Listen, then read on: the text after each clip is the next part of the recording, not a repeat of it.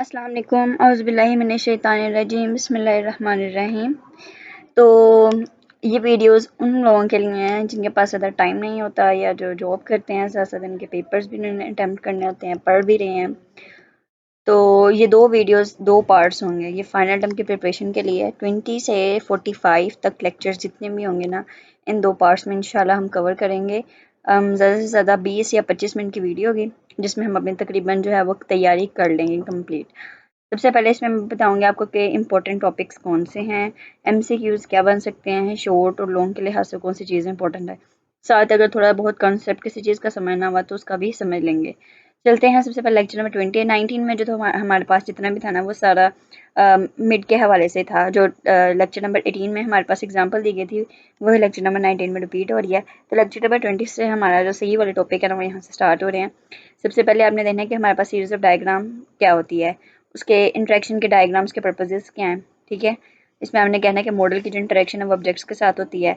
आप इसमें use case diagram का इस्तेमाल करते हैं। आप यूज़ केस डायग्राम में डिस्क्रिप्शन देते हैं कि उसके साथ जो एग्जिस्टिंग क्लासेस हैं वो क्या काम करती हैं और रिस्पॉन्सिबिलिटीज़ लिखते हैं क्लासेस की। अब यूएमएल हमें दो किस्म के बिहेवियर्स को देता है, डायग्राम्स को। सीक्वेंस डायग्राम होती है और एक ऑर्गेनाइजेशन बेस्ड मतलब कोलैबोरेशन डायग्राम होती है और एक सीक्वेंस डायग्राम होती है। सीक्वेंस डायग्राम में हमारे पास टाइम बेस्ड व्यू होता है जबकि कोलैबोरेशन डायग्राम में हमारे पास ऑर्गेनाइजेशन बेस्ड व्यू होता है। सीक्वेंस डायग्राम में आपने देख लेना है कि सीक्वेंस डायग्राम हमारे पास किस तरह से होती है। इसमें हमारे पास जो मैसेज हैं वो हमारे पास इस तरह से लाइन में शो होते हैं और जो लाइफ लाइन है वो हमारे पास डॉटेड लाइन में शो होती है। और ये जो हमारे पास बॉक्सेस हैं ये हमारे पास ऑब्जेक्ट्स होते हैं या क्लासेस होती हैं। अब क्वेश्चन जो कुछ इस तरह से बन के आया था कि यहाँ पर आपके पास ऑब्जेक्ट्स दिए के होते हैं, ऑब्जेक्ट नंबर 1 ऑब्जेक्ट नंबर 2, और यहाँ पर बताया गया होता है कि ये आपके पास लाइफ लाइन्स हैं और ये मैसेज हैं। लिखा नहीं होता है कि आपने कुछ भी लिखा हुआ है इस तरह से या मैसेज आ रहा है, कुछ भी नहीं इस तरह का लिखा होता है। जस्ट आपने बताना होता है कि इसमें से क्लासेस कौन सी हैं, मैसेज कौन सा, लाइफ लाइन कौन सी है। ठीक है, तो ये हमारे पास होगी सीक्वेंस डायग्राम। इसके ऑब्जेक्टिव भी रहने उसकी जो डायग्राम है रहने दें। बस आपने यही पढ़ना है कि क्लासेस किस तरह से डिनोट की जाती हैं, बनाई जाती हैं, लाइफ लाइन्स और जो मैसेजेस होते हैं वो क्या होते हैं। ठीक है, अब आपने देखना है कि यहाँ पर इंटरेक्शन ऑफ द ऑब्जेक्ट्स जो है वो दो मैसेजेस के दरमियान में होती हैं कि वो एक ऑब्जेक्ट से दूसरे ऑब्जेक्ट के दरमियान जो है वो मैसेज डिलीवर कर रहे हैं। इसमें हमारे ज़्यादातर सिंपल कॉल ऑपरेशन का इस्तेमाल किया जाता है और इसमें जो एक्चुअल मैसेज है वो किसी भी कम्युनिकेशन मैकेनिज्म के ज़रिए भिजवाया जाता है, चाहे वो नेटवर्क हो चाहे वो कंप्यूटर हो। ठीक है, अब मैसेज क्या है, मैसेज क्या है कि message is represented by an arrow between the two life lines of the two objects. हम इनको सेल्फ एरोस भी कहते हैं। हम सेल्फ कॉल्स की डेफिनेशन क्या आती है कि वो मैसेज जो एक ऑब्जेक्ट खुद को सेंड कर उसको हम सेल्फ कॉल कहते हैं। The messages that an object sends to self, the notation is called self call. Arguments और कंट्रोल इन्फॉर्मेशन जो हैं वो हमारे पास कंडीशंस या आइट्रेशन में इंक्लूड होती हैं। उसके बाद हमारे पास ब्रीफ टेक्सचुअल डिस्क्रिप्शन होती है जहाँ पर एक्टर जो है वो एक सोर्स टारगेट है। ठीक है, इज द सोर्स और the target of the message. Actor क्या है, सोर्स है या टारगेट ऑफ द मैसेज है।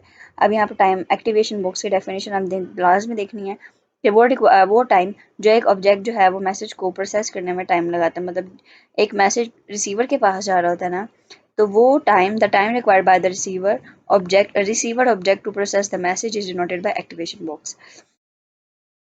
कि वो टाइम जो रिसीवर के पास एक मैसेज को जाने में लगता है। ठीक है, ऑब्जेक्ट से एक रिसीवर के पास मैसेज जाने में जितना भी टाइम लगता है उसको हम एक्टिवेशन बॉक्स कहते हैं।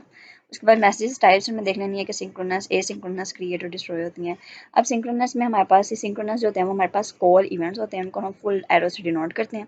अच्छा, इसमें हमारे पास जो है वो नेस्टेड फ्लो ऑफ कंट्रोल का इस्तेमाल किया जाता है। इसमें इस तरह से होता है कि कॉलर वेट करता है अपनी कॉल को, रूटीन को कॉल करने का। जब हमारे पास एक ऑपरेशन जो है वो कम्प्लीटली फॉरवर्ड हो जाता है तो तब जाके हमारे पास जो नेक्स्ट मैसेज है या नेक्स्ट जो ऑपरेशन है वो परफॉर्म होता है। ठीक है, return values can also B optionally indicated use the dash arrow with a label indicated the return value. तो ये आपने कंसेप्ट देख लेना। इसकी यहाँ पर ना एक एग्जांपल देख लें, डायग्राम देख लें क्या कि हमारे पास यहाँ पर डायग्राम कैसे बनी हुई है कि ये ए बी है, ए ऑब्जेक्ट है, ये बी ऑब्जेक्ट है, इसके दरमियान जो है ये हमारे पास मैसेज सेंड हो रहा है। मैसेज जो है वो बी में सेंड हो रहा है। यहाँ से इसकी जो रूटीन है, यहाँ से जो कॉलर है उसका वो ब्लॉक हो गया है। अब यहाँ पर जो ये रिटर्न ऑप्शन है ना, आपकी लाइन जो है ना, इसको अगर आप क्रॉप करके देखें, जूम करें तो ये देखें ये डॉटेड लाइन में है, लेकिन मैसेज जो है वो आपके पास फुल एरो में है, लेकिन जो आपके पास रिटर्न मैसेज आ रहा है वो आपके पास डॉटेड लाइन में। ठीक है, अच्छा उसके बाद हमारे पास ये एसिंक्रोनस मैसेज आते हैं। एसिंक्रोनस हमारे पास सिग्नल्स होते हैं जो कि हाफ एवर से नोट किए जाते हैं। इसमें मल्टी थ्रेड और मल्टी प्रोसेसिंग एप्लीकेशंस का इस्तेमाल किया जाता है जहाँ पर डिफरेंट एग्जीक्यूशंस होती हैं और अपने इंफॉर्मेशन को थ्रेड के जरिए पास करती हैं by sending asynchronous message to each other. अब एसिंक्रोनस मैसेज में कौन से एक्शंस परफॉर्म होते हैं कि उसमें एक नया थ्रेड बनता है, नए थ्रेड के बाद नया ऑब्जेक्ट भी बनता है और जो कम्युनिकेशन है वो थ्रेड के जरिए होती है। अब क्रिएशन और उसकी डिस्ट्रॉय की आपने देख लेनी है कि हम क्रिएट किस तरह से करते हैं। क्रिएट के लिए हम इस तरह से क्रिएट लिखते हैं ऑब्जेक्ट को क्रिएट करने के लिए, और डिस्ट्रॉय के लिए हम इस तरह से लिखते हैं, हम इसमें डिस्ट्रॉय करते हैं। ठीक है, ओके। उसके बाद यहाँ पर एग्जांपल बताई गई है कि यहाँ पर हम ऑब्जेक्ट को क्रिएट कर रहे हैं और डिस्ट्रॉय कर रहे हैं। उसके यहाँ पर ऑब्जेक्ट जो है वो हमारा डिस्ट्रॉय हो रहा है और यहाँ से मज़ीद जो है हमारा ऑपरेशन जो है वो कॉल नहीं होगा। ठीक है, ये सीक्वेंस डायग्राम और लॉजिकल कम्प्लेक्सिटी में बस आपने इतना देख लेना है कि गोल्डन प्रिंसिपल हमारे पास क्या सीक्वेंस डायग्राम या डायग्राम के लिए तो आपने डायग्राम को सिंपल और स्मॉल रखना होता है। सिंपल और स्मॉल करने के लिए हम अपने डायग्राम को छोटे छोटे पीसेस में डिवाइड कर लेते हैं और फिर उनको जोड़ लेते हैं। ठीक है, अगर हमारे पास लॉजिक कम्प्लेक्स है तो हम सेपरेट डायग्राम्स बनाएंगे लाइक फ्लो चार्ट्स। उसके बाद हमारे पास लेक्चर नंबर 22 आ जाता है। लेक्चर नंबर नहीं, कोलैबोरेशन डायग्राम आ जाती है। अब कोलैबोरेशन डायग्राम में हमारे पास क्या होता है, इसमें हम देखते होते हैं कि हमारे पास जो बाउंड्रीज हैं या ऑर्गेनाइजेशन यूनिट्स हैं वो किस तरह से ऑब्जेक्ट्स के साथ इंटरेक्ट कर रहे हैं। ठीक है, जैसे कि यहाँ पर हम सीक्वेंस भी लिखते होते हैं मैसेजेस की। ठीक है, जैसे कि ये मैसेज नंबर 1 है, फिर ये मैसेज नंबर 2 है। ठीक है, इस तरह से हम सीक्वेंस बताते होते हैं अपनी। कोलैबोरेशन डायग्राम में हम देखते होते हैं कि how object interact with respect to organizational units. हमारे पास जो है बाउंड्री की शेप्स हैं वो कम्युनिकेशन बिटवीन सिस्टम और आउटसाइड द वर्ल्ड हमारे पास इनमें इंटरफेस या किसी भी यूज़र इंटरफेस या अदर सिस्टम के दरमियान कम्युनिकेशन हो रही होती है। कोलैबोरेशन डायग्राम में हम सीक्वेंस ऑफ मैसेजेस को बताते होते हैं, नंबरिंग करते होते हैं 1 2 3 4, और this shows which operation calls which other operation. इसमें हम देखते हैं कि कौन सा ऑपरेशन किस ऑपरेशन को कॉल कर रहा है। हमारे पास कोलैबोरेशन डायग्राम के दो कंपोनेंट्स होते हैं, एक ऑब्जेक्ट होता है और एक मैसेज होता है। ऑब्जेक्ट और मैसेज। ऑब्जेक्ट जो है वो मैसेज एक्सचेंज करता है among each other. Collaboration diagram के नीचे एग्जांपल है कि कोलैबोरेशन डायग्राम हमारे पास सिंक्रोनस एसिंक्रोनस क्रिएट और डिस्ट्रॉय भी करती होती है मैसेज को, जैसे कि सीक्वेंस डायग्राम में होती है। लेकिन मैसेज में हमारे पास कोलैबोरेशन डायग्राम में मैसेजेस जो हैं नंबर्ड होते हैं, उनकी लूप्स भी होती हैं कि वो एक मैसेज कितनी दफ़ा चल रहा है। ठीक है, हमारे पास यहाँ पर डिफरेंस है सीक्वेंस और कोलैबोरेशन डायग्राम में। अब सीक्वेंस डायग्राम में हमारे पास क्या होता है कि मैंने यहाँ दो सीक्वेंस ऑफ डायग्राम का भी डिफरेंस लिख दिया है और यहाँ पर कोलैबोरेशन डायग्राम का भी डिफरेंस लिख दिया है। ये कोलैबोरेशन डायग्राम में हमारे पास use case diagram analysis of classes को के लिए इस्तेमाल होता है। उसके बाद एनालिसिस क्लासेस में हमारे पास बाउंड्री कंट्रोलर एंटिटी आ जाता है। ये हमारे पास analysis to define the requirements to find the responsibilities और स्ट्रक्चरल ऑर्गेनाइजेशन को रिप्रेजेंट करने के लिए होता है। और इसमें जो मैसेजेस हैं वो डाटा सेंड एंड रिसीव्ड, यहाँ पर सेंड आना था, सेंड। उसके बाद ऊपर जो सीक्वेंस डायग्राम है वो हमारे पास फ्लो ऑफ टाइम का बताते हैं। Messages are easy to understand, messages are exchange with objects, describes a usages diagram, उसमें नॉन फंक्शनल रिक्वायरमेंट्स का इस्तेमाल होता है। ओके, उसके बाद यहाँ पर हमारे पास ऑब्जेक्ट ओरिएंटेड डिज़ाइन आ जाता है कि आपके पास इनकैप्सुलेशन और डेलीगेशन का कंसेप्ट है यहाँ पर। उसके बाद अब लेक्चर नंबर 22 में हमारे पास क्या है, और यहाँ पर हमारे पास जो लेक्चर नंबर 22 है इसमें हमारे पास सिर्फ और सिर्फ आपने सॉफ्टवेयर आर्किटेक्चर जो है ना उसकी डेफिनेशन को देख लेना है कि आईईई में डेफिनेशन क्या है। समझा मैं यहाँ पर कुछ भी नहीं रही हूँ, थोड़ा सा हल्का सा कंसेप्ट अगर बता दूँ, लेकिन अगर आपने डिटेल्ड वीडियोस देखनी है ना तो प्लेलिस्ट में ऑलरेडी अवेलेबल है। ये वीडियो तो उनके लिए है जिनके पास ज़्यादा टाइम नहीं है। तो सबसे पहले टाइम वेस्ट के बगैर जल्दी से चलते हैं डेफिनेशन की तरफ कि ये हमारे पास ओवरऑल सिस्टम ऑफ द मतलब सिस्टम के सॉफ्टवेयर सिस्टम के आर्किटेक्चर को कम्प्लीटली डिस्क्राइब करता है। इसमें हमारे पास जो सब सिस्टम्स हैं वो एक सब सिस्टम्स मिलके एक सिस्टम को बनाते हैं। ठीक है, उसके बाद यहाँ पर सॉफ्टवेयर आर्किटेक्चर की आपने डेफिनेशन देख लेनी है कि सॉफ्टवेयर आर्किटेक्चर क्या होता है। हमारे पास जो आउटपुट आती है डिज़ाइन रिजल्ट की, डिज़ाइनिंग प्रोसेस की, the output of the design process is a description of the software architecture.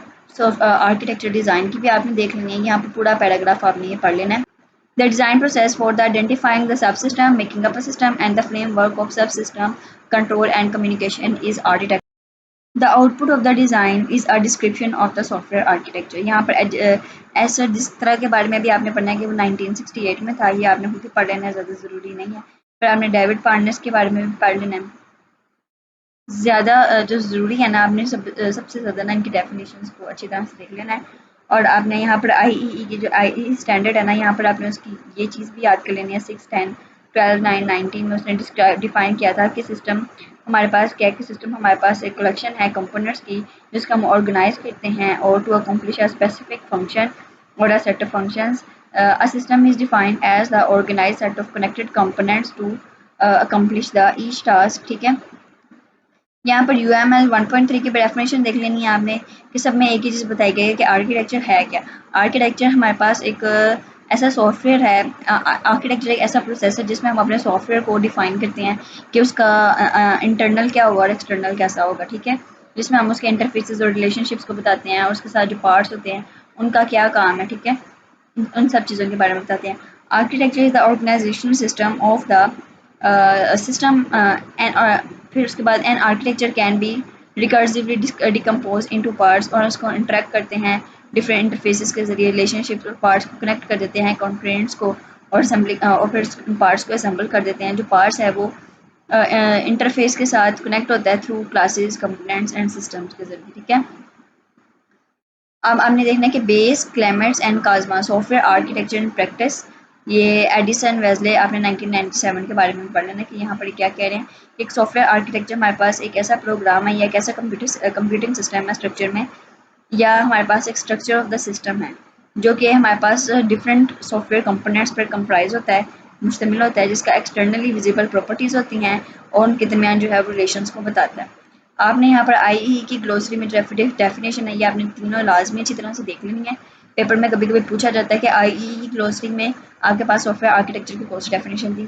ठीक है, the process of defining a collection of hardware and software components and the interfaces to establish the framework of the development of a computer. उसके बाद हमारे पास architecture क्यों ज़रूरी है, और इनके वोइम यहाँ पर आप इसको बस ना भी पढ़ें तो खैर है, लेकिन एक बार पढ़ लें कि if a project has not achieve a system software including rational, the project should not proceed the to full-scale system development. Specifying the architecture as a deliverable enables it use to throughput the development, maintenance and process। उसके बाद आपने इनके names अच्छी तरह से याद कर लेने हैं कि आर्किटेक्चर क्यों ज़रूरी है। उसके 3 रीज़न हैं। उसके 3 रीज़न कौन से हैं हमारे पास, जिसमें हमारे पास कम्युनिकेशन जो है वो म्यूचुअल होती है, क्योंकि इसमें तमाम पार्ट्स जो हैं एक दूसरे से अटैच होते हैं, मैसेज सेंड कर रहे होते हैं आपस में, और एक जो हमारे पास जो कम्प्लेक्स सिस्टम है वो मैनेज हो जाता है, और आपस में एक दूसरे से जब वो कम्युनिकेट करते हैं तो बहुत सी प्रॉब्लम जो है वो रिजॉल्व हो जाती होती है।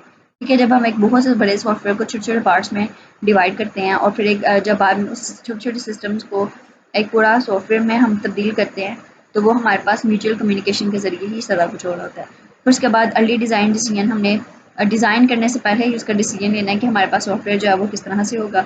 उसके बाद हमारे पास यहाँ पर आ जाता है कि reusable abstraction of a system, कि आपके पास जो कंपोनेंट उसके अंदर आप इस्तेमाल कर रहे होंगे आर्किटेक्चर के अंदर, उसको आपने अच्छी तरह से देख लेना कि वो बाद में किस तरह से इस्तेमाल हो सकते हैं, उसको बाद में किस तरह से उसकी मेंटेनेंस कर सकते हैं। ठीक है, मैं यहाँ पर ज़्यादा डीपली नहीं जाऊँगी। आर्किटेक्चर में हमारे पास होती है product line. The architecture is in fact the sum of early design decision.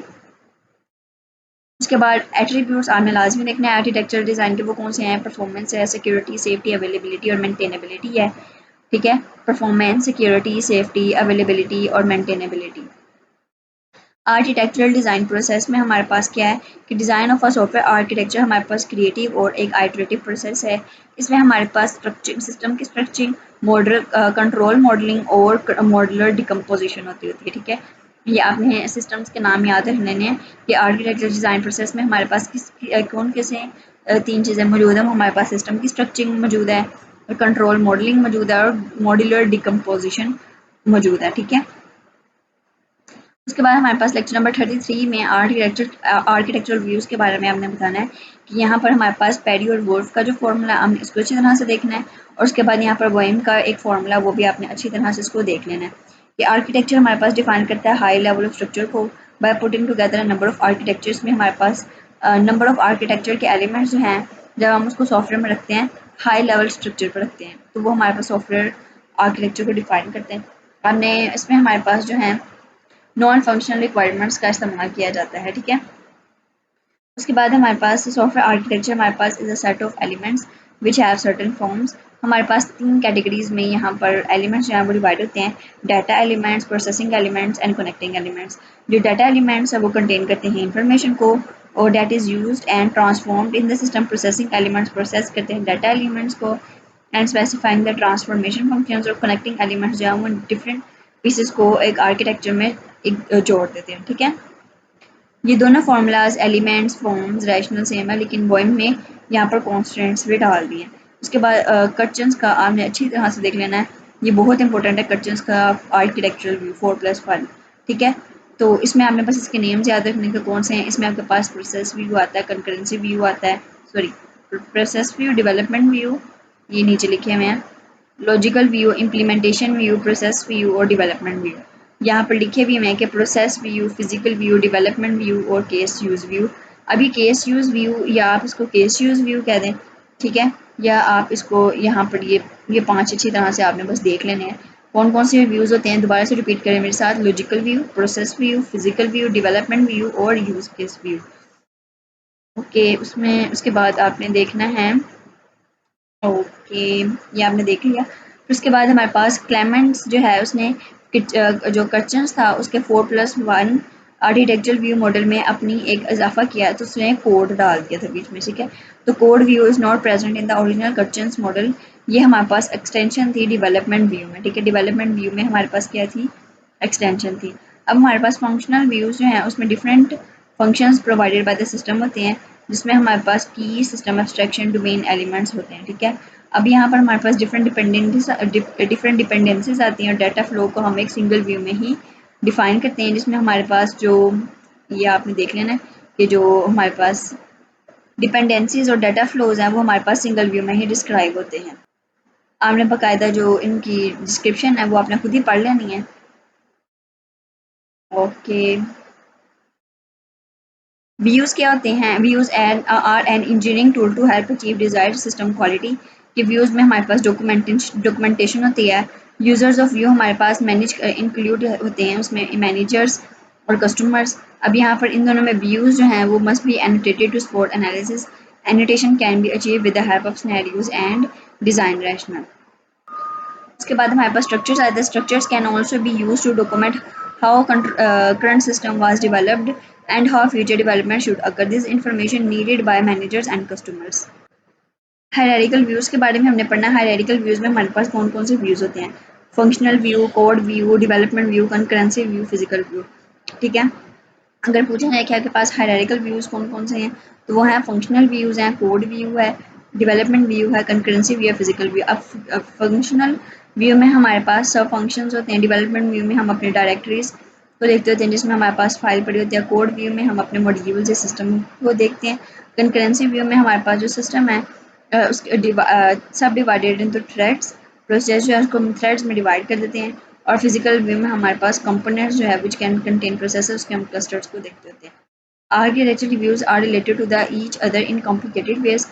कि हमारे पास व्यूज जो हैं वो किस लिहाज से ज़रूरी हैं सिस्टम को बिल्ड करने के लिए और achievement of the quality data important for that particular position. अब हमारे पास जो आर्किटेक्चरल व्यू है should be hierarchical view and should need enough annotated information to support desired analysis. उसके बाद आर्किटेक्चरल स्टाइल्स को भी आपने देख लेना है। आर्किटेक्चरल मॉडल में हमारे पास आता है कि ई स्टाइल जो है वो डिस्क्राइब करता है कौन कौन सी कैटेगरीज को डिफाइन करता है कि वो सेट ऑफ कंपोनेंट्स को, सेट ऑफ कनेक्टर्स को, कॉन्स्ट्रेंट्स को, सिमेंटिक मॉडल्स को, ठीक है। सेट ऑफ कंपोनेंट्स के फंक्शंस क्या क्या परफॉर्म हो रहे हैं, कनेक्टर्स कौन से हैं, कम्युनिकेशन कैसे हो रही है, कोऑर्डिनेशन कैसे हो रही है, कोऑर्पोरेशन कैसे हो रही है कंपोनेंट्स के दरमियान में। और कॉन्स्ट्रेंट्स को देखना है कि हमारे पास किस तरह से सिस्टम में जो छोटे छोटे कंपोनेंट्स हैं वो किस तरह से आपस में जुड़े हैं। और सिमेंटिक मॉडल क्या है कि जिसमें डिज़ाइनर जो है वो अंडरस्टैंड करता है तमाम प्रॉपर्टीज़ जो आपके सिस्टम में रन हो रही होती हैं। 24 लेक्चर आर्किटेक्चर मॉडल में हमारे पास 3 किस्म के स्ट्रक्चर्स होते हैं, एक स्टैटिक स्ट्रक्चर होता है और एक डायनामिक प्रोसेस होता है, तीसरा हमारे पास इंटरफेस मॉडल होता है। इन तीनों को आपने अच्छी तरह से देखना है कि स्टैटिक मॉडल स्ट्रक्चर में क्या होता है। स्टैटिक स्ट्रक्चर मॉडल में हमारे पास सिस्टम के जो मेजर कंपोनेंट्स होते हैं उनको बताया जाता है, और डायनामिक प्रोसेस मॉडल में हमारे पास जो स्ट्रक्चर हमारे पास सिस्टम में जो रन हो रहा था उसको बताया जाता है। इंटरफेस मॉडल में हमारे पास सब सिस्टम्स के इंटरफेसेस को बताया जाता है। आर्किटेक्चरल के डिज़ाइंस क्या होते हैं, हमारे पास डिफरेंट पैटर्न्स होते हैं, उनको हम आर्किटेक्चर स्टाइल्स कहते हैं। ठीक है, आर्किटेक्चरल डिज़ाइन में be based upon certain pattern model, और उन पैटर्न्स को हम आर्किटेक्चरल कहते हैं, स्टाइल्स कहते हैं। हमारे पास डिफरेंट कैटेगरीज हैं, हमारे पास उनको हमने देखना है कि हमारे पास डाटा सेंटर्ड आर्किटेक्चर है, क्लाइंट सर्वर आर्किटेक्चर है, लेयर्ड आर्किटेक्चर, रेफरेंस आर्किटेक्चर, चारों बहुत इंपॉर्टेंट है, पूछे जाते हैं। डाटा सेंटर्ड और रिपोजिटरी मॉडल, डाटा सेंटर को हम रिपोजिटरी मॉडल भी कहते हैं। इसमें जो हमने डाटा शेयर करना होता है उसको हम दरमियान में रख देते हैं, और ठीक है, जिससे जो वो डाटा है वो तमाम सब सिस्टम जो है वो एक्सेस कर सकते हैं। और इस सब सिस्टम की अपनी अपनी डाटाबेस होती है। उसके बाद आगे हमारे पास आ जाता है, जैसे यहाँ पर देखें कि ये जो डाटा जो है वो दरमियान में है और जो सब सिस्टम्स हैं वो इसको अप्रोच कर पा रहे हैं। अब यहाँ पर हमारे पास क्या है, एडवांटेजेस और डिसएडवांटेजेस भी आपने देख लेते हैं कि रिप्रेजेंटेटिव मॉडल के एडवांटेजेस क्या हैं कि एफिशिएंट हमारे पास वे है, अपनी हम बहुत ज़्यादा अमाउंट ऑफ डाटा जो है एफिशिएंट वे में देते हैं। Subsystem need to not be concern, कि उनको कंसर्न नहीं होता कि लो डाटा हो रहा है या हाई डाटा हो रहा है। ठीक है, बैकअप और सिक्योरिटी होती है। इसमें हमारे पास शेयरिंग मॉडल्स हैं, इस publish by as repository schema. इसमें डाटा एवोल्यूशन जो है वो डिफ़िकल्ट होती है और एक्सपेंसिव होती है। सब सिस्टम्स को एग्री होना पड़ता है एक ही रिपोजिटरी मॉडल पर, और डिफ़िकल्ट टू डिस्ट्रीब्यूट होता है। ठीक है, उसके बाद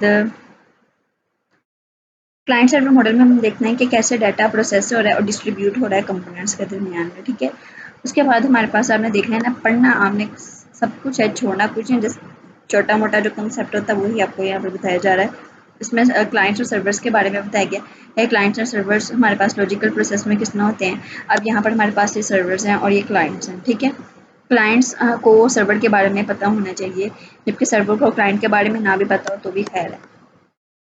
उसके बाद क्लाइंट सर्वर के हमारे पास कंपोनेंट्स याद करने हैं, बहुत ज़रूरी हैं। आपके पास क्या कंपोनेंट्स हैं, हमारे पास इसमें इंक्लूड होते हैं यूज़र की interaction, user interaction, representation of the sub system, application सब सिस्टम, मैनेजमेंट, डाटाबेस मैनेजमेंट सब सिस्टम, और मालवेयर के बारे में आपको बताना चाहिए। लेकिन इसमें जो हमारे पास मालवेयर हमारे पास क्या प्रोवाइड करता है, एक मैकेनिज्म प्रोवाइड करता है या प्रोटोकॉल्स होते हैं जो कलेक्ट करते हैं क्लाइंट्स को सर्वर्स के साथ। ठीक है, और एप्लीकेशन कंपोनेंट्स में हमारे पास क्या होते हैं, मे रिजाइड ऑन आइदर क्लाइंट, या वो क्लाइंट के साइड पर होते हैं या वो सर्वर के साइड पर होते हैं। आपने यहाँ पर रिप्रेजेंटेटिव देखने हैं, ये अक्सर शॉर्ट में पूछा जाता है किसके रिप्रेजेंटेटिव कौन से होते हैं। तो file server, database server, transaction servers और group servers, groupware servers जो हैं वो इसके रिप्रेजेंटेटिव होते हैं। File servers, database servers, transaction servers, groupware servers, अच्छी तरह से याद कर लेना है।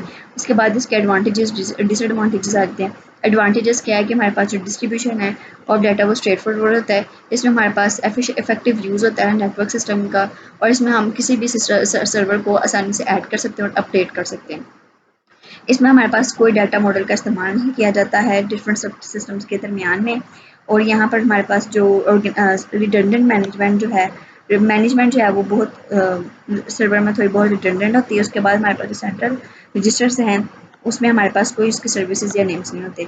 उसके बाद कॉन्फ़िगरेशंस या रिप्रेजेंटेटिव, ये हमारे पास रिप्रेजेंटेटिव्स थे क्लाइंट सर्वर की कैरेक्टरिस्टिक्स के बाद, सॉरी यहाँ पर ये हमारे पास रिप्रेजेंटेटिव थे क्लाइंट सर्वर सिस्टम के। अब यहाँ पर कॉन्फ़िगरेशन के रिप्रेजेंटेटिव कौन से हैं, तो कॉन्फ़िगरेशन में हमारे पास थिन क्लाइंट मॉडल और फैट क्लाइंट मॉडल है। थिन क्लाइंट मॉडल में क्या था कि जिसमें हमारे पास क्लाइंट के पास कोई फंक्शनैलिटी नहीं होती, क्लाइंट मशीन की तरफ कोई फंक्शनैलिटी नहीं होती, लेकिन जो हमारे पास यूज़र इंटरफेस होता है, जो यूज़र इंटरफेस है वो यूज़र से इंटरेक्ट करता है सिस्टम के ज़रिए या एप्लीकेशन के ज़रिए। ये मैंने बहुत बहुत अच्छे तरीके से ना आपको अपने शॉर्ट लेक्चर में समझाया है। चाहे आप 2 मिनट का टाइम निकालें और इस कंसेप्ट को अपने मेरी जो प्लेलिस्ट है उसमें लेक्चर नंबर 24 में जाके समझ के आएँ। और फैट क्लाइंट मॉडल के बारे में मैंने बहुत अच्छे तरीके से उधर समझाया हुआ है, आप उसको वहाँ जाके ज़रूर समझें। ठीक है, यहाँ पर आपने देख लेना है कि न्यू क्लाइंट सर्वर मॉडल जो है, जब हमारे पास क्लाइंट सिस्टम्स आता है तो वो कैपेबिलिटीज़ को जानता होता है। ये हमारे पास कम्प्लेक्स होता है थिन क्लाइंट सर्वर मॉडल से। इसमें हमारे पास मैनेजमेंट के इश्यूज़ के लिहाज से जो थिन क्लाइंट मॉडल है वो ज़्यादा कम्प्लेक्स नहीं है। ठीक है, लेक्चर नंबर 25 में हमारे पास ज़ीरो इंस्टॉल आ जाता है। ज़ीरो इंस्टॉल में हमारे पास क्या होता है, ज़ीरो इंस्टॉल में हमारे पास क्लाइंट साइड पर कोई भी मतलब होती है या नहीं भी होती। इंस्टॉलेशन क्लाइंट साइड पर बिल्कुल भी नहीं होती है। इसमें हमारे पास जो आर्किटेक्चर है वो हमारे पास थिन क्लाइंट के मतलब की तरह ही है, ज़ीरो इंस्टॉल। इसमें हमारे पास कैरिड आउट, यहाँ पर इंटायर प्रोसेसिंग जो है वो सिंगल सर्वर से कैरिड आउट होती है। यहाँ पर हमारे पास ज़ीरो इंस्टॉल में हमारे पास जो नेटवर्क ऑफ एनवायरनमेंट है वो सर्वर साइड पर ही ज़्यादा से ज़्यादा डिस्ट्रीब्यूट हुआ होता है, ना कि क्लाइंट साइड पर।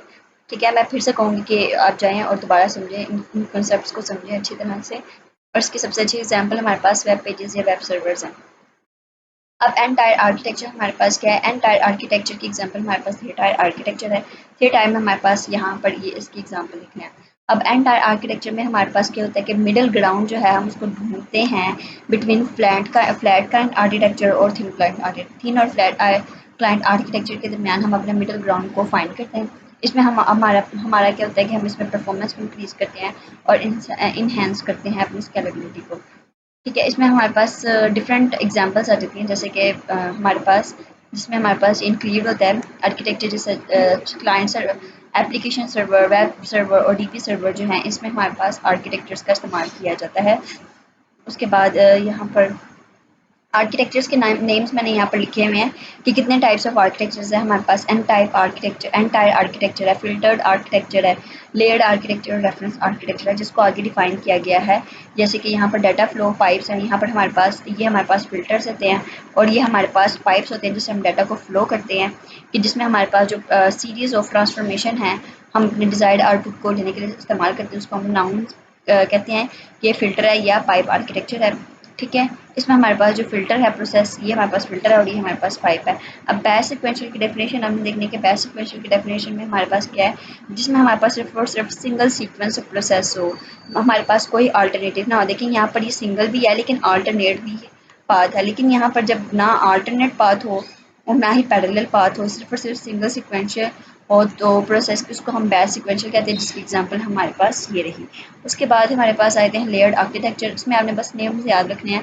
ये हमारे पास कौन कौन से लेयर्स होते हैं? User interface, application layer, utility layer और कोड लेयर होती है सर। ठीक है, रेफरेंस आर्किटेक्चर में आपने याद रखना है कि रेफरेंस आर्किटेक्चर हमारे पास जो OSI मॉडल होता है वो हमारे पास कम्युनिकेशन सिस्टम के लिए इस्तेमाल होता है। हमारे पास कुछ यहाँ पर हमारे पास हेट्रोजीनियस सिस्टम, जिसमें बिल्कुल मुख्तलिफ हेट्रोजीनियस सिस्टम्स होते हैं, लेकिन वो सेम आर्किटेक्चर के अंडर जो हैं वो अपना काम करते हैं। जैसे कि यहाँ पर ये अपने लेयर्स के नेम याद रखने हैं कि ये application layer, presentation layer, session layer, transport layer, network layer, data link layer और फिजिकल लेयर। इन सब लेयर्स के आपने याद रखने हैं नेम। और पार्टीशनिंग हम किस तरह से करते हैं? हमारे पास दो किस्म की पार्टीशनिंग होती है, एक हॉरिजॉन्टल पार्टीशनिंग होती है और एक वर्टिकल पार्टीशनिंग होती है। हॉरिजॉन्टल हमारे पास आर्किटेक्चर में हमारे पास जो रिस्पॉन्सिबिलिटीज़ होती हैं वो डिफरेंट सब सिस्टम्स में डिस्ट्रीब्यूट हो जाती हैं, या सिस्टम सॉफ्टवेयर सिस्टम को मैनेज करना है। अब पार्टीशनिंग में हमारे पास हॉरिजॉन्टल पार्टीशनिंग ये रही। ठीक है, इसमें हमारे पास जो है वो ब्रांचेस को सेपरेट कर दिया जाता है of the module hierarchy for each major region, for each major function. Control करता है मॉड्यूल को, are use to coordinate communication between functions. इसमें ये हमारे पास फंक्शंस हैं। ठीक है, और ये नीचे जो हैं ये हमारे पास क्या हैं, इनके ब्रांचेस कह सकते हैं। अब यहाँ पर जो कम्युनिकेशन है वो डिफरेंट ब्रांचेस के दरमियान में हो रही है, डिफरेंट हमारे पास मॉड्यूल्स के दरमियान में हो रही है, लेकिन हमने उसको हॉरिजॉन्टली जो है वो डिवाइड कर दिया है। ठीक है, उसके बाद आपने वर्टिकल पार्टीशनिंग की भी यहाँ पे एग्जांपल दी गई है कि वर्टिकल पार्टीशनिंग डिवाइड करती है एप्लीकेशन को फ्रॉम डिसीजन मेकिंग परस्पेक्टिव। इसमें हमारे पास जो है वो लेयर्स को हम वर्टिकली डिस्ट्रीब्यूट करते हैं। यहाँ पर एग्जांपल भी दी गई है कि यहाँ पर ये हमारे पास टॉप पार्टीशनिंग है और ये हमारे पास बॉटम पार्टीशनिंग वर्कर्स हैं। जब हम बहुत ज़्यादा आर्किटेक्चर्स को डिज़ाइन करते हैं तो हम देखते हैं कि फिर हमें किस तरह के कौन सा आर्किटेक्चर है उसके लिए हमें किस चीज़ की ज़रूरत होती है। तो सबसे पहले हमने क्या करना होता है, स्नैरिस को कलेक्ट करना होता है, कॉन्स्टेंट्स को देखना होता है, फिर अपने स्टाइल्स और पैटर्न्स को देखना होता है, मॉडल व्यू, प्रोसेस व्यू और डाटा फ्लो व्यू को देखना होता है। उसके बाद हमने उनके एट्रीब्यूट्स को आइसोलेट कर देना होता है, अलग-अलग कर देना होता है, और फिर हर एक एट्रीब्यूट्स की क्वालिटी लिखनी है और उसके जो फंक्शंस होते हैं उन सबको लिखना है। ठीक है, ज़्यादातर और कुछ भी नहीं है। अब लेक्चर नंबर 26 आ जाता है। डिज़ाइन पैटर्न्स में हमने देखना है कि सबसे पहले आपकी डिज़ाइन एक प्रॉब्लम है, आप उसको किस तरह से डिज़ाइन करते हैं, मतलब एक प्रॉब्लम है उसका हल किस तरह से निकालते हैं। आपने यहाँ पर इसकी डेफिनेशन पढ़ लेनी है। वो प्रॉब्लम जो आपके इन्वायरमेंट में दोबारा अकर होती रहती है और फिर आप उसका एक ऐसा सोल्यूशन निकालते हैं जिससे वो प्रॉब्लम जो है वो परमानेंटली ख़त्म हो जाती है, और उस फिर प्रॉब्लम को ख़त्म करने के बाद एक सिस्टम को बहुत दफ़ा आप इस्तेमाल करते हैं। उसके बाद आपने यहाँ पर डिस्क्रिप्शन ऑफ द कम्युनिकेशन देख लेनी है। कि यहाँ पर डिफाइन किस तरह से किया गया है कि description of communicating objects and classes that are customized to solve a general problem design in a particular context. Patterns हमारे पास वो डिवाइसेस हैं जो कि प्रोग्राम को अलाउ करते हैं कि वो अपने शेयर करें नॉलेज को अपने डिज़ाइन के बारे में। ठीक है, हमने यहाँ पर देख लेना कि हमारे पास डॉक्यूमेंटिंग पैटर्न्स हम किस तरह से डिफाइन कर सकते हैं। मोटिवेशन और context, prerequisites, description of the program, list of the participants and consequences जो हों चाहे वो पॉजिटिव हो या नेगेटिव हो। ठीक है, उसके बाद आपने पैटर्न्स देख लेने हैं, इनके नेम्स आपने बस याद रखने हैं। नेम, प्रॉब्लम, डिज़ाइन, कंटेक्स्ट, ये ऊपर जो आपके पास डेट्स लिखी हुई है ना, आपने एंटी पैटर्न्स देख लेना कि एंटी पैटर्न्स हमारे पास क्या है कि वो हमारे पास मिस्टेक्स हैं जो हमारे एनालिसिस के दरमियान में आती हैं, लेकिन उसकी जगह फिर हम किसी और पैटर्न का इस्तेमाल करते हैं। ठीक है, किसी कोई और हल निकालते हैं। ठीक है, they are identified in order to prevent potential design and analysis defect from entering into the design. Simpler concept is object-oriented frame, that is set of cooperative classes that make reusable of the design of the system. अच्छा, आपने इन सबके names याद कर लेने वास्ते ये ज़्यादा ज़रूरी नहीं है, लेकिन आपने इनके पैटर्न्स को अच्छी तरह से देख लेना है कि हम क्लासिफिकेशन किस तरह से करते हैं। हमारे पास क्रिएशनल पैटर्न्स होते हैं। पैटर्न्स कितने किस्म के होते हैं? Creational pattern, structural pattern, behavioural pattern और हमारे पास ऑब्जर्व पैटर्न होता है। उसके बाद नीचे और भी हैं हमारे पास सिंगलेटन पैटर्न। ये सारे पैटर्न्स के आपने नेम्स अच्छी तरह से देख लेने हैं। ओके, उसके बाद हमारे पास ये एग्जांपल आ जाती है ऐप फैसकेट की। उसके पार्टिसिपेंट्स, हमारे पास यहाँ पर मेंटेनेबिलिटी ऑफ द कोड आ जाता है। यहाँ से ये थोड़ा सा इंपॉर्टेंट है कि हमें कोड को अपना किस तरह से मेंटेन कर सकते हैं। मेंटेनेबिलिटी कोड में हमने कहना है कि यहाँ पर हमारे पास 3 प्रिंसिपल्स हैं हमारे पास मेंटेनेबिलिटी के। वो कौन कौन से हैं? Simplicity, clarity, generality and flexibility. Simplicity, clarity, generality और फ्लेक्सिबिलिटी, आपने इनको याद रखना है कि हमारे पास कोड को हम किस तरह से लिखते हैं कि वो सिंपल होना चाहिए और क्लियर होना चाहिए, कि कोड जो है वो आपका ईजी टू अंडरस्टैंड होना चाहिए और आप जो है वो अगर आपने कभी भी इन फ्यूचर अपने चेंज करना है तो आप उसको आसानी से चेंज कर पाएँ। उसके बाद सेल्फ डॉक्यूमेंटेशन क्या होता है कि हमारे पास self documenting is a code जो कि एक्सप्लेन करता है बगैर किसी कमेंट के, बगैर किसी एक्स्ट्रा ऑर्डिनरी डॉक्यूमेंटेशन के, फ्लो चार्ट, यूएमएल डायग्राम्स के बगैर जो है वो कोड अपने आप को खुद ब खुद एक्सप्लेन कर रहा हो। मतलब कि आपकी कोडिंग की जो प्रैक्टिस है, आपकी कोडिंग की जो कोडिंग करने का तरीका है वो इस तरह से होना चाहिए कि वो सेल्फ डॉक्यूमेंटेड बन जाए, आपको एक्सप्लेन ना करना पड़े कमेंट्स के ज़रिए। ठीक है, अब आपका है कि हम किस तरह से सेल्फ डॉक्यूमेंट करें। हमारे पास डिफरेंट नंबर्स ऑफ एट्रीब्यूट्स हैं जो कि प्रोग्राम को सेल्फ डॉक्यूमेंटेड बनाते हैं, जिसमें हम ईच फंक्शन हम अपने वेरिएबल को चूज़ करते हैं, आइडेंटिफायर के नेम को चूज़ करते हैं, स्टाइल हम चूज़ करते हैं कि हम अपना किस तरह से एक्सप्रेशंस को लिखें। हमारे पास प्रोग्रामिंग के स्टेटमेंट्स, कमेंट्स या मॉड्यूलरिटी क्या होनी चाहिए, उसके इश्यूज़ जो हैं परफॉर्मेंस के रिलेटेड और पोर्टेबिलिटी के रिलेटेड हम उनको किस तरह से करें। अब यहाँ पर फंक्शन साइज़ के बारे में बताया गया है कि फ़ंक्शन का साइज़ कितना होना चाहिए। अब यहाँ पर ये बहुत इसमें से ना इम्पोर्टेंट एमसीक्यूज़ आता होता है एक, कि आपके एक लाइन ऑफ कोड है उसके अंदर कितने करैक्टर्स आ सकते हैं। अब यहाँ पर ना एक बात बताई जा रही है कि आपके पास जो लाइंस ऑफ कोड है ना वो ज़्यादा से ज़्यादा 20 होने चाहिए, 20 से ज़्यादा नहीं होने चाहिए, क्योंकि 20 से ज़्यादा होंगे तो वो आपका थोड़ा जो प्रोग्राम है वो कम्प्लेक्सिटी की तरफ चला जाता है। ठीक है, number 20 is approximately the line of code that fit on the computer screen. ठीक है, उसके बाद हमारे पास आ जाता है आइडेंटिफायर्स के नेम, आपने अच्छी तरह से देख लेने हैं। Identifier name also plays a significant role in enhancing the readability of the program. Identifiers क्या करते हैं? आपकी readability of the program को enhance करते हैं। उसके बाद आपने देखना है कि जैसे कि यहाँ पर if f x जो है वो हमारे पास इक्वल है 0 के, हम यहाँ पर इसको ये हमारे पास फिर आसान है थोड़ा सा लिखना, जबकि ये थोड़ा सा मुश्किल है। ठीक है, यहाँ पर बस एग्जाम्पल से दी गई है, आपने आइडेंटिफायर्स को देख लेना है, आइडेंटिफायर नेम्स क्या काम करते हैं। ठीक है,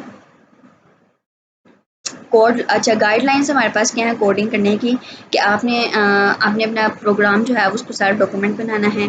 आपका जो कोड है वो इजी टू अंडरस्टैंड होना चाहिए, इजी टू फॉलो होना चाहिए। कोडिंग का स्टाइल जो है वो आपका इंप्रूव करे कोडिंग की प्रोसेस को, और जो हमारे पास एप्लीकेशन और प्रोजेक्ट है उसको यूज़र इंटरफेस बनाए, यूज़र फ्रेंडली बनाए। उसके बाद आपने C++ में या जावा में जो कोडिंग है वो आप किस तरह से करते हैं, आप नेमिंग कन्वेंशंस का इस्तेमाल करते हैं। अब हमारे पास ना Hungarian notation it was first introduced by Charles Simonyi of the Microsoft। इसमें हमारे पास वेरिएबल में हमारे पास इंक्लूड है इंफॉर्मेशन वेरिएबल्स के मतलब, जैसे कि डाटा टाइप हमारे पास क्या होती है, वेरिएबल्स क्या होते हैं, हमारे पास कांस्टेंट वेरिएबल्स क्या होते हैं, रेफरेंस वेरिएबल्स कौन से होते हैं। ठीक है,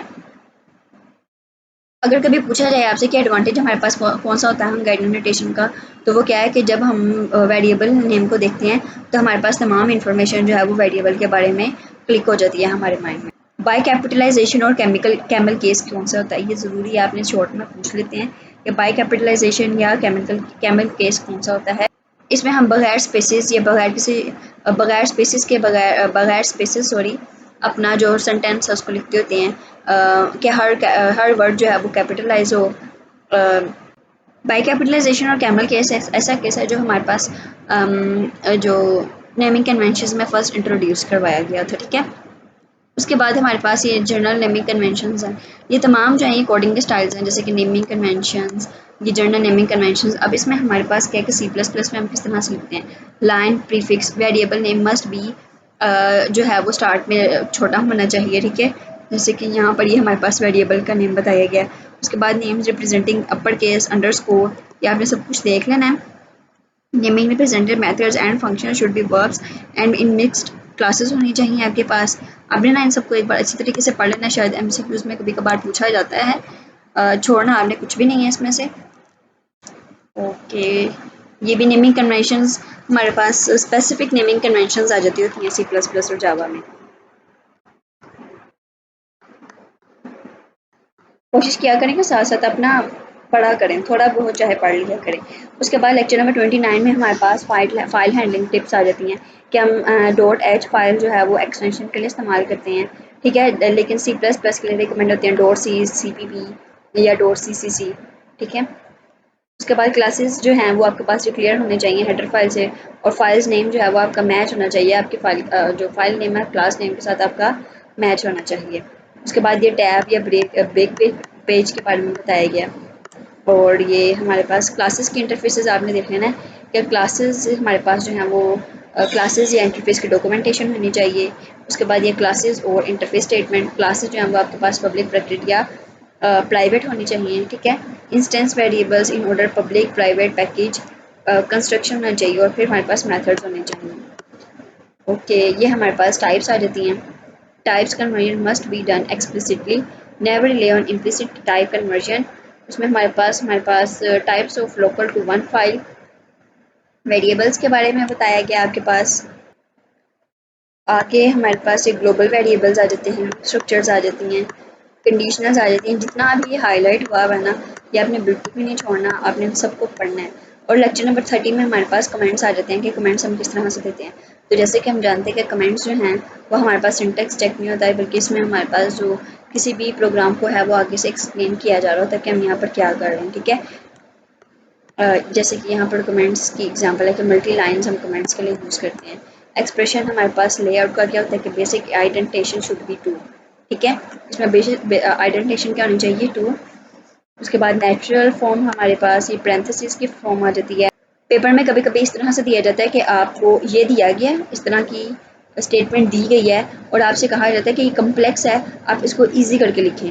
तो आपने इनको लाजमी करके जाना है कि ये कम्प्लेक्स है, आप इसको ईजी करके किस तरह से लिखेंगे, ठीक है। अब यहाँ पर पैरेंथेसिस है, आपने एम्बिग्यूटी को रिमूव किया और पैरेंथेसिस लगाएं तो यहाँ पर जो है वो आपका प्रोग्राम जो है वो ईजी हो जाता है, ठीक है। जैसे कि यहाँ पर leap year equals to year, तो यहाँ पर आपने यहाँ पर ब्रैकेट्स लगा दी, ठीक है। यहाँ पर पहले ब्रैकेट आ गई और फिर यहाँ पर एक ब्रैकेट आ गई, आपने इसको नेक्स्ट लाइन में ड्रॉप कर दिया और इसके इक्वल भी ब्रैकेट लगा दी, ठीक है। यहाँ ये वाली आती होती है बहुत ज़्यादा पेपर में, ठीक है। आपने यहाँ पर क्या करना है कि अगर आपके पास इफ़ इसकी जगह आपने इफ़ स्टेटमेंट लगानी है, पहले आप कहना है इफ़ ये, और फिर इसको नेक्स्ट लाइन में ड्रॉप कर देना इस पूरी स्टेटमेंट को, ठीक है, इसके साथ। तो ये आपने इसकी लाजमी प्रैक्टिस करनी है कि आपके पास ये तमाम स्टेटमेंट्स जो हैं इनको आपने लाजमी देख के जाना है, पेपर्स पॉइंट ऑफ व्यू से बहुत ज़्यादा इंपॉर्टेंट है।